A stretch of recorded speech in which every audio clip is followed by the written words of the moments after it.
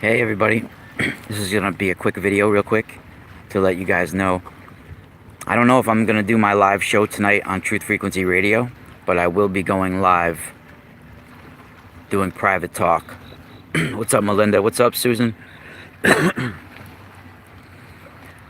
So I can't reveal the actual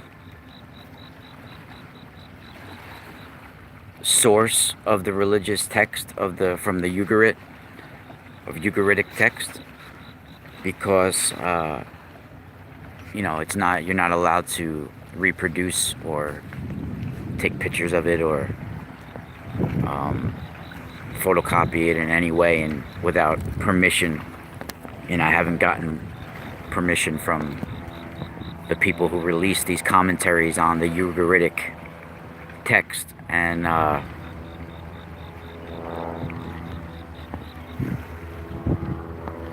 from me just going over them, and these are some of the only writings that we have that are from the Rephaim, and these are separate from the one, the Lost Book of King Og, the Book of Lamech of Cain, and the Book of Nebuchadnezzar. I'm not talking about those. Those are separate. I'm talking about different tablets that have been reviewed, and different translations have been gone through them for many, many years. So I've gotten access to certain translation and commentaries that are quite rare, and some of them I'm starting to show on my Patreon. Some of them are published out there. Certain portions of them are published out there and are hard to find as well. And going through them, I found some mind-blowing things, and just information started to come through me, and just by reading through it.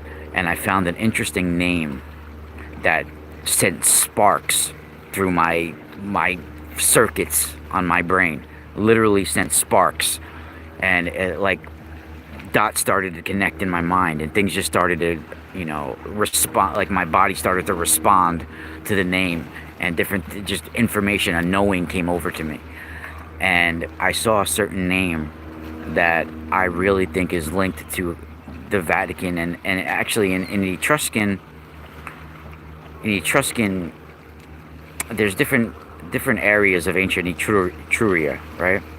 And each little section had all the different names for different gods and different giants, or whatever you want to call them, right? So each town can have a different name for the same person, same sort of being. And one of them was called Vatica. And Vatica was like the goddess, quote unquote goddess, who ruled over the dead and over the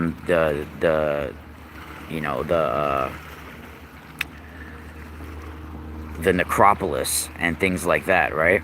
So there's also a giant, a mercenary warrior that felt like it was godlike, that's discussed in some of these Ugaritic writings. And the name is a Yadapan. And when I read the name Yadapan, I actually read it Vatican. Like that's the way my mind read it. And like when I read it that way, it like sparked a knowing that came over me.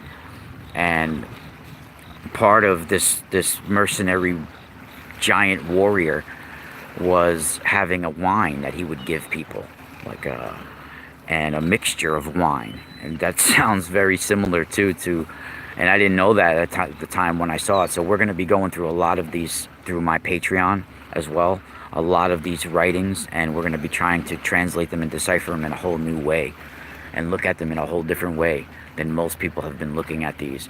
And some of them are really graphic as well. And I've talked about the goddess Anath. She's basically seen as the child daughter of El and Asherah, basically.